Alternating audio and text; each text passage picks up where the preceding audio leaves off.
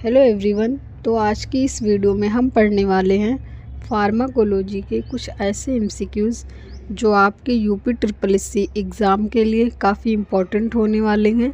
तो चलिए वीडियो को स्टार्ट करते हैं।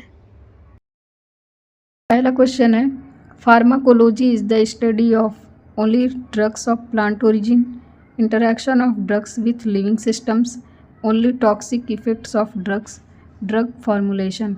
फार्माकोलॉजी में हम जो है ड्रग के इंटरैक्शन को देखते हैं लिविंग सिस्टम के साथ। ठीक है, फार्माकोलॉजी में दो चीज़ें आती हैं, फार्माकोकाइनेटिक और दूसरा आता है फार्माकोडायनेमिक।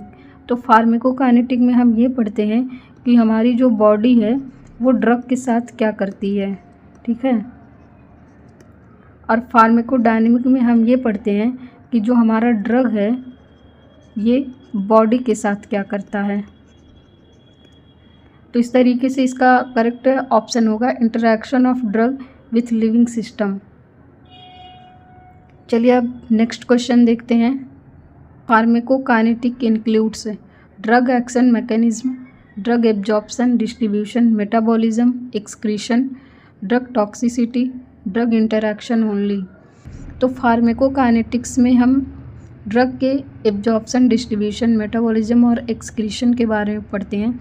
जैसा कि अभी मैंने आपको पहले ही क्वेश्चन में बताया कि फार्माकोकाइनेटिक में हम ये पढ़ते हैं कि हमारी बॉडी ड्रग के साथ क्या क्या करती है। तो इसमें चार चीज़ें इन्वॉल्व होती हैं, absorption, distribution, metabolism and excretion, जिसको हम शॉर्ट में ADME भी बोलते हैं। ठीक है, तीसरा क्वेश्चन है, therapeutic index is a measure of drug potency, drug safety, drug absorption, drug excretion. तो इसका करेक्ट आंसर होने वाला है ड्रग सेफ्टी। थेरेप्टिक इंडेक्स जो होता है, हम इसमें जो है ड्रग की सेफ्टी के बारे में पढ़ते हैं और इसका जो फार्मूला होता है वो LD50/ED50 होता है। यहाँ पे जो LD50 है ये रिप्रेजेंट करता है लीथल डोज को, लीथल डोज, और जो ED50 है ये जो है इफ़ेक्टिव डोज को बताता है। ठीक है, इफ़ेक्टिव डोज। किसी ड्रग का थेरेप्टिक इंडेक्स जो है ज़्यादा है तो मतलब कि वो ड्रग ज़्यादा सेफ़ है। इसका एग्ज़ाम्पल है जैसे हमारा पेनिसिलिन।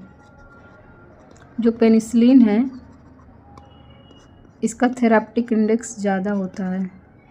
ठीक है, इसलिए ये ज़्यादा सेफ़ है। चौथा क्वेश्चन है, bio availability of IV administered drug is 50%, 75%, 100% variable. तो इसका करेक्ट ऑप्शन होने वाला है 100%।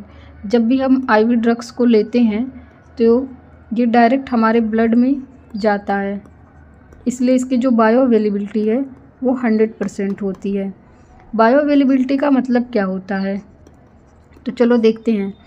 मतलब fraction of drugs reach in systemic circulation.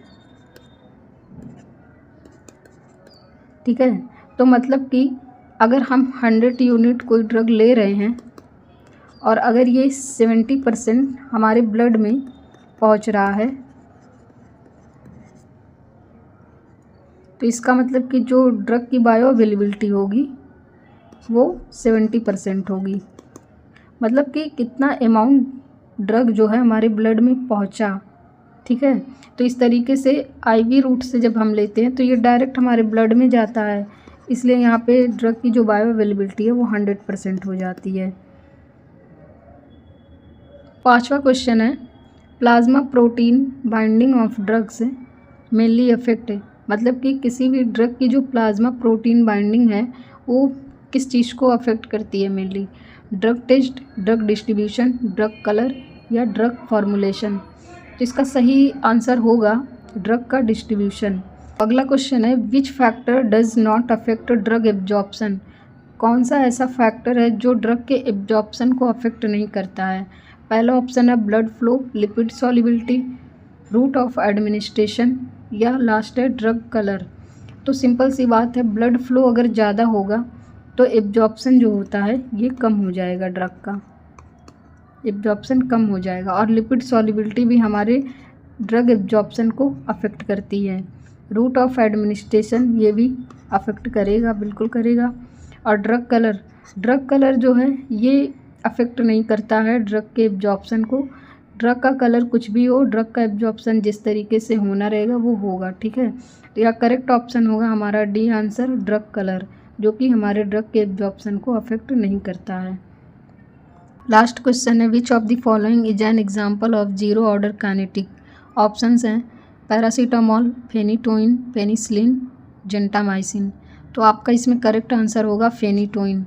इसका एक ट्रिक है, 0 वाट पावर। यहाँ 0 से आपको याद रखना है, जीरो ऑर्डर काइनेटिक की बात हो रही है। और यहाँ W से होगा वारफरिन,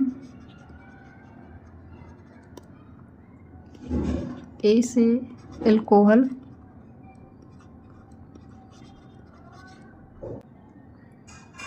A से एस्प्रिन,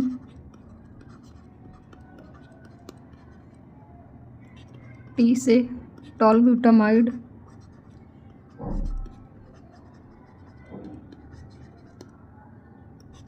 T से theophylline,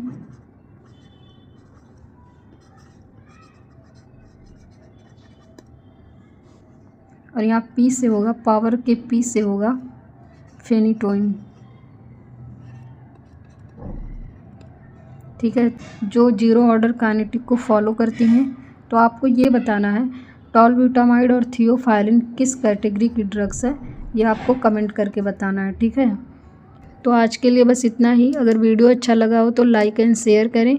thank you for watching this video.